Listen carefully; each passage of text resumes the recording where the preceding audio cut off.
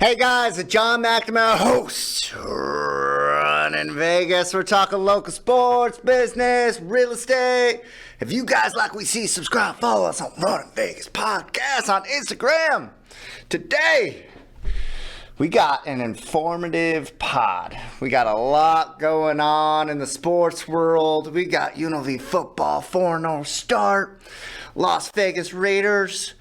A little bit of UNLV basketball at the end. If you stick around, we're doing a little bit of real estate market update. Been going, some things going on with interest rates. Dig into that. But first, we're going to be talking about the hot topic going on in Vegas right now. UNLV football. 4-0. So, is it a good or bad start to the season? I think this is a very obvious answer to it, right? And I DM, comment your thoughts of how you think UNLV football season is going. I'd love to hear your guys' thoughts. I'm going to start off with the good, go a little bit into the bad, and then give my answer at the end. I think you guys know what the answer is, but great start. We are 4-0. The good things that have been going on with UNLV football. We'll start at quarterback. Anthony Calandria, 940 passing yards, 229 rushing yards, 10 touchdowns, 72% passing for the year with the completion percentage. The offense has just been phenomenal to watch. The offensive coordinator, kudos to him. Corey Dennis has done a great job. Dan Mullen said he wants to more or less leverage off to the coordinators and be a head coach and a leader for the team. So the offense has been super explosive in the 4 games, 4-0 in the non-con. We're going into conference play in 2 weeks against Wyoming, 1.5 weeks, excuse me. So it's really exploded. Anthony's been a big part of that. If you guys remember in the beginning of the year, he was in competition with Orgy, who's now out of the season. But it was really clear off the start from game one, Calandria was the guy. He moves around. He's a small, I wouldn't say small. He's a smaller quarterback. He's not that typical 6'3", 225-pound quarterback.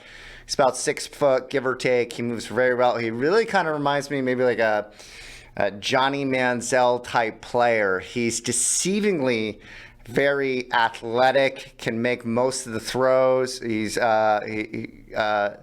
very athletic, so he's been a lot of fun to watch. Next up, Jaden Thomas, 391 yards for the year, 8.7 average, and 5 touchdowns. Jaden led the team in rushing and touchdowns last year as a freshman, in his sophomore year. He has been so fun to watch. His contact balance is amazing. They're not overloading him. They've been playing a lot of Lee's another running back and some other running backs in there, mixing him. So I haven't overloaded him, but when he does play, he clearly looks like the best running back on the field. Both Calandria and Jane Thomas look like all Mountain West team as of right now. And also, probably the surprise, because there's about 4 to 6 wide receivers on the depth chart, and nobody kind of knew who that guy was going to step into that, that alpha receiver for the team. This year, it has been Jaden Bradley, 20 receptions, 355 yards, and 2 touchdowns. He's been explosive. He's made deep ball catches. So right now, the UNLV football offense is it's ranked 3rd in offense. It's averaging 36.75 points a game, which is amazing. That's up from last year's offense. So 5 stars to the offense. It's been super fun to watch. Now going to defense. So the good of the defense, I'm going to say Marcel McDuffie, 29 tackles for 1 sack, 2 interceptions. He was a leader last year for us. Woodyard was, but he came in from last year, is really taking over Woodyard's spot, has excelled in that middle linebacker spot for the team. Marius Brown also looks like all Mountain West. 4 interceptions, 2 touchdowns off of interceptions, and 18 tackles. Defensive back, he's been phenomenal. Now the defense, those are the pluses. On top of that, Lucas Conte, he's a sophomore, defensive tackle. PFF has him graded over 80 grade on pass rushing, so he's a little bit younger. He's been fun to watch as well. So we've seen some bright spots in the offense, or defense, excuse me. But the big thing is the offense, definitely the good, the bad now. Let's get into it. The defense, besides those guys, it seems like it has taken a step back from Barry Odom's defense last year. They're allowing about 28 points a game. I believe they're ranked 10th in the Mountain West right now. So we've seen a shift where the offense has improved a little and the defense has definitely taken about a step back. So it's interesting with, I would say, with Paul Guenther's style of defense. He's a former NFL coordinator who I think he's used to more of an NFL style where, and Dan Mullen has talked about it, is getting him to play more players, keep guys fresh.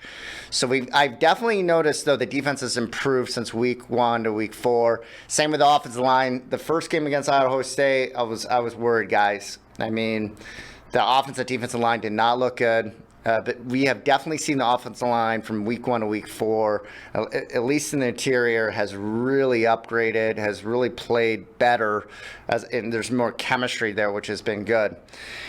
Now, the biggest alarming thing about the 4-0 start is our opponents have actually gone 1-13 for the year. So the non-con schedule has been not very strong, so keep that in mind. The big win, also part of the good, is there's a big win, UCLA at home, and UCLA, I believe, is 0-3 right now. So I'm going to give it a thumbs up. It's a very good start to the year, and we'll see how, now that we're going to conference play, we'll see how that transitions. The good news is they have a 2-week time period between now or between their last game and at Wyoming. Originally, when I was looking at the home schedule didn't look. We had UCLA, and we didn't get like the Boise's or San Diego States at home. But it's actually shaping up pretty good now because there's New Mexico who's looking better and Utah State that is looking better than previously thought in the beginning of the year. So there's been a little bit of shake-up. San Jose State doesn't look as good as we thought they were going to look. So big games on the schedule coming up. At Boise State, this is probably the most important game of the year. So wherever you are, if you're an UNLV football fan, watch this game. At Boise State, October 18th, their offense is still looking very good. It looks like they have taken a step back in their defense. So I'm expecting a shootout in that game. Hopefully the Rebels can come through. That's going to be a big one for us. And then fun home games. We got New Mexico at home and Utah State at home on November 1st and November 15th. Also, there is news that we have a home and away with James Madison, who's an upcoming program, so that's good. And then also future schedule for you guys at home. UNLV's got Cal in 2026. Fun game at USC in 2027. Might be going to that one.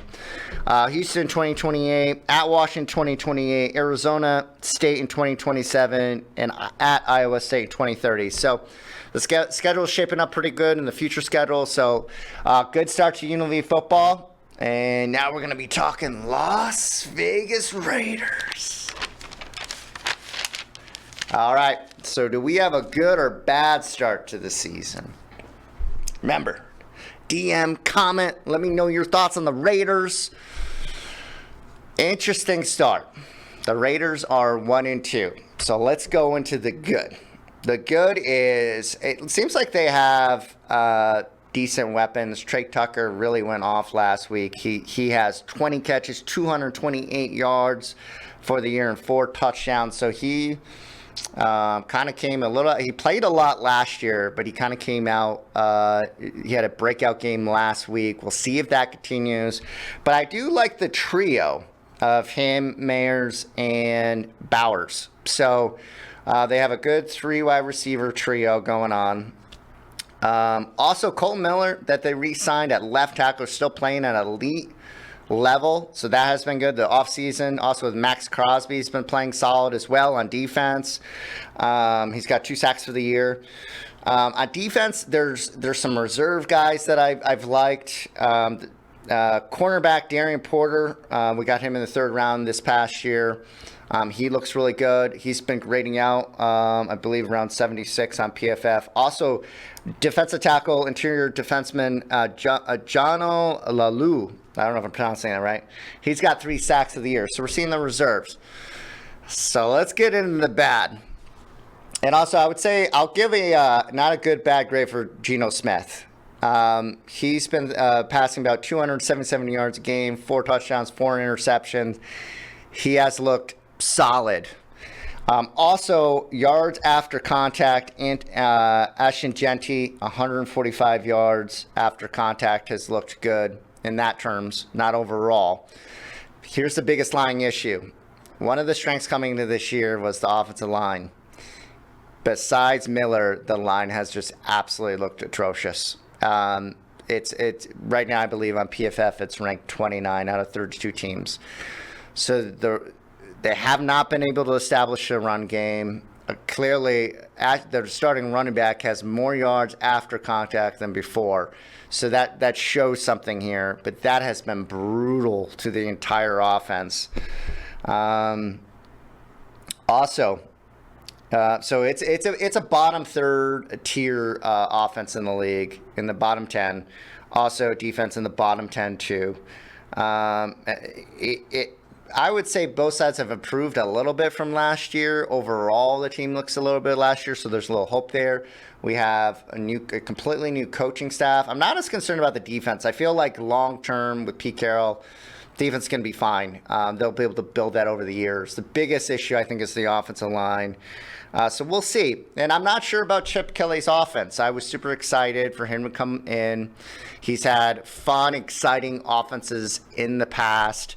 In the NFL, especially in college, he didn't really work as a head coach in the NFL. He put up a lot of yards, a lot of points, fast pace. He's kind of changed. He started running the ball more when he started coaching at Ohio State. So I thought, okay, this will be interesting. I liked the hire because all he has to focus on is offense. He doesn't have to be a head coach. He doesn't have to recruit. We'll see how he does. And I'm just not sure if this style really works for the pros. And I think it's more of like a hash marks kind of thing. It's the hash marks are closer together in the NFL versus in the college, they're spread wider. So you can actually create more space for these plays that he does. It hasn't worked yet. We're also only 3 games in. So I'm not in super panic mode about the Raiders. It's early. Overall, I would say this is a bad start to the year. But I have seen improvement, especially with the quarterback, the weapons a little bit. So there are some things you kind of hang your hat on, especially with NFL. Every week can be different, especially with injuries and the division. I mean, the Raiders are in a very tough division. Chargers look great at 3-0 this year. Chiefs have clearly taken a step back with their offensive line. They're having issues. Their defense still looks good. And then the Broncos have looked like they've kind of taken a step back this year too. So the Raiders are not out of it at all. Let's see if they can prove they play the Commanders this week and then going into October. But either way, overall, I am going to say a bad start to the year. What I would like to see is improvement in the offensive line. They drafted Genty as the 6th overall pick. And one thing I noticed, too, is they are not using him in the passing game. And apparently it's because his pass protection is not good, which is not untypical for college running backs coming to the league, not to have good pass protection. We're seeing some other players that haven't been playing that were highly drafted as well because of pass protection. That takes a little time. So I would be trying to ramp up Genty as quickly because the glimpses of when he does have space, he is able to break tackles. I don't know if Genty isn't a necessary elite player and warranted that 6th overall pick, but I kind of don't mind it because I do think he's a very good running back. And he has shown at Boise State that he can have the rock for 20, 25 touches a game. So there's a lot of positive things. I would really hope to see the run get more established. Also, Thornton has been the other starting receiver. Big kid. I think he's like 205 pounds, 6'4", 6'5". He runs like a 4.3. I believe he got drafted in the 4th round. I have just not been impressed with him. Apparently on the practice field, practices and training camp, he lit it up. I'm going to be honest with you. What I have seen out there, he's not really separating. He's not catching the ball well. I really think they should be playing Jack Besh. They drafted him in the 2nd round. He's more of a possession guy. But Trey Tucker kind of elevating. I'm not going to be surprised if because I understand what they're trying to accomplish. They want a guy that can run a 9, run a vertical, that can get deep to open up the defense so they can run the ball. Thornton has not been the answer. He hasn't made any big plays. He hasn't really separated. He hasn't been able to catch tough balls. I think you just play your best players at this point. You run. We have seen Trey Tucker make some big, deep plays in the past. It's not ideal. The man is 5'8", I think a buck 185. But I think those trio would definitely be a better wide receiver set. And just play your best players and run the ball. Let's establish and run. Let's go. And maybe we got to mix that offensive lineup a little bit, but that really needs to be figured out because it's going to be a long season. I don't care if you're the best quarterback in the league, the best running back in the league. If you do not have an offensive line, you're in trouble, man. So overall, off to start the season, I'm going to get a thumbs down. Bad start to the season. I am excited about October, and so we can see some improvement. Number next, UNLV basketball. So, does UNLV have a good or bad schedule for going into this year? And I'm not going to dive deep into UNLV. I actually had an awesome UNLV basketball, men's basketball preview about 2 weeks ago with Austin Starr. So if you want to get in depth about UNLV basketball going into this year, I go check that video out with Austin Starr, former running Rebel. And today we're going to talk about the conference schedule hasn't been really released. I was looking up this week because it's weird because there are schools in the Mountain West that have released their Mountain West conference schedule, and then there's some schools that haven't. So I don't really understand that. But I do have some. Looking at other schools, I can tell you what our conference schedule looks like. So let's get into it. Also, they just had a media day, I believe it was yesterday, and got some good notes from Josh Pastner here. So the schedule opens up with, it's going to be the first and second week of what is it here? November, excuse me. We got Utah, Martin, Chattanooga, and Montana, and then they got 2 exhibition games. So just give you guys a heads up on that. So those will be in the beginning of November. So they're going to have about 5 non-con games to start before this schedule really ramps up. Then it's at Memphis, St. Joseph. They're playing in a Las Vegas tournament with Alabama, Maryland, and then they got at Stanford. So really good conference schedule. I'm not going to break that down. We did that in the last one. But with conference, it's interesting. So what I was able to figure out so far is we got 2 games against GCU, Grand Canyon, who has newly joined the Mountain West, that dominated the WAC. So I'm super excited to see them at the Thomas & Mack. That's going to be a fun future rival for UNLV. 2 against Reno, which is great. That's our rival. And then most importantly, San Diego State and Boise, we got 2 games with them. New Mexico only got 1. Colorado State and Utah State, I don't know. There's runners released as well. But I would say overall, the conference schedule looks like it's going to be competitive too. Because San Diego State and Boise and Utah State have kind of really been probably the best teams in the Mountain West. But I don't know about Utah State yet, if it's 1 or 2. But overall, it's looking very strong. I would say good to conference schedule. This is probably I am very excited for Josh Bassner. To see the schedule that he's developing and the way he talks, we'll see. This could be completely coach speak, but the biggest things I got out of the media availability listening to Coach Bassner yesterday was he wants to running Rebels, right? He wants to be aggressive, win every possession, play defense. Love hearing that. All about effort. And even he said, we got to work on our cardio. We got to run. And he's really developed a roster where they could potentially do that. I mean, literally, this reminds me a lot of Dave Rice when the Rebels were actually good for his first 2 seasons, where they brought in a lot of talent. They had a tough schedule. They were running the ball. So it's adding up, and the reality, guys, we don't really know until the season starts. We've heard it from past coaches, even Kruger from the past, that they want to run the ball, and it just hasn't happened. So, and a big part of that too is you need the talent and you need the depth to be able to do that, because you're gonna if you don't, you're gonna run your guys dry. I mean.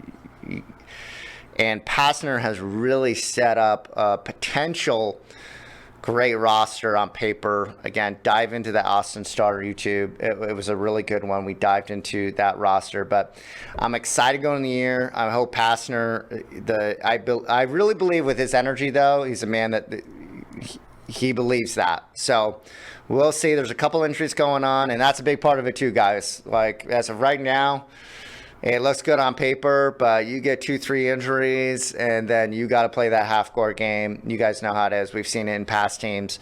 So I'm excited for UNLV. Give a thumbs up to the conference schedule. It's going to be a really fun game. Hoping to see you guys at Thomas and Mack this year. For the player eras, it's going to be at MGM. So check it out. And now we're out of sports. We are going into a real estate market update. So last week, big news that the Fed actually made their first, they made a rate cut last week. So that was big news. Interest rates have come down considerably since May. At the high, they were at 7.52 mortgage rates, And now they are at, as of this morning, they got as low as 6.1 through. Then right now they're sitting about 6.39. So we're still in the low sixes, which is great. The last time the market was in the low sixes, things were still moving. It was a healthy market. So it was really positive signs. Initially, the Fed came out and said most likely they're going to have 2 more cuts before the end of the year. We'll see on that one. Yesterday, they actually or 2 days ago, they started a backtrack on that a little bit, just with the inflation and job growth numbers coming in. Either way, I would say overall, the market is in way better position. Real estate market is way better position now than it was back in May. So we've seen a pickup. Also to add, our inventory is a little bit on the higher side. We have almost 11,000 total properties on the market. I would say right now it is a buyer's market. So if you're a buyer out there, very good time to buy, especially with the rates coming down. A lot tougher when they were in the 7s and 8s. Now they're in the low 6s. Top of that, though, think about it, guys. If you're a seller out there and you're having your home on the market, you're probably motivated, right? So we're seeing buyers either getting seller concessions, even with new construction. New construction, for years, there was no negotiating. That has changed since the spring. They have been negotiating pricing. They offer buy downs on interest rates. So there's a lot of good options for folks that may not have a ton of money to get into this type of market. So it's a really interesting market. Hopefully we're going to continue to see a pickup. We had a very low amount of sales last year, I believe the lowest since 1993. And then we are expecting 12% less sales this year. So it's been a really interesting market. I will say this, though. The silver lining in this market, though, because I've been selling here now for, I believe, 18 years. I came in during the Great Recession. Is last time it was this way, prices were dropping 3% a month. prices have just kind of been flat. The median sales price has wavered between 480 and 485 for the last 3 months. So that is the good news. The market is not crashing here. It's been kind of flat and slow. And now that we're seeing it's taking 4 to 5 months to sell a property versus 2 minutes. So very different market. If you guys want to learn more about the real estate market, feel free to call or DM us here in the future. We always want to be a great resource to you guys. As you know, I reach out to most of you guys quarterly through video or voicemail, and you guys get our emails. But feel free, if you have questions, it doesn't mean you have to buy or sell real estate. We just want to continue being a great resource. So, guys, I hope you guys enjoyed our podcast today. Very informative, a lot of information I threw you guys. Feel free to DM, connect with us. And guys, this is Run Vegas. Take care of yourselves today.